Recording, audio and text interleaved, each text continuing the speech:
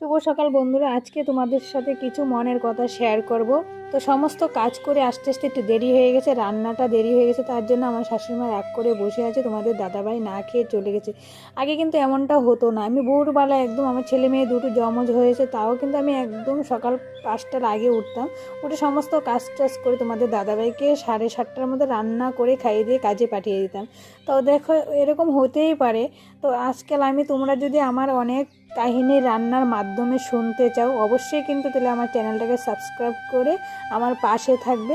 তাহলে তোমাদের সাথে শেয়ার করবো। ভাবি সাংসারিক গল্প বলবো না, যে বললে খারাপ, লোকে শুনলে জিনিসটা খারাপ, কিন্তু ভাবি যে সংসারের থেকে কথাটা দূরে ছাড়বো না। তো না বলে আর পারা যাচ্ছে না। তো তোমরা আমার সাথে থেকেও পাশে থেকেও। তো দেখো, আমি সমস্ত রান্না একাই করছি। তো শুধু পালং শাকটা মা ভালোবাসে না আমার হাতে, তার জন্য ওনার মন রক্ষা করতে ওনাকে বলেছি, তাহলে তুমি পালং শাকটা রান্না করো, আমি ছেলে মেয়েকে খাইয়ে দিই, আমি দুটো ভাত খেয়ে আসি।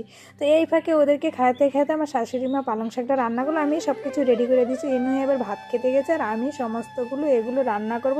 কারণ এগুলো আবার তোমাদের দাদাভাই উনি রান্না করলে পছন্দ করে না, তার কারণে। তো দেখতেই পাচ্ছ, আমার কিন্তু তোমাদের সাথে বকবক করতে করতে রান্না করা হয়ে গেছে, কিন্তু মিলেমিশে থাকলে কি হয় বলো? তো এটা কজনে বুঝে। তো অনেকটাই চেষ্টা করি আর তোমাদের সাথে অনেক গল্প আমার বলবো।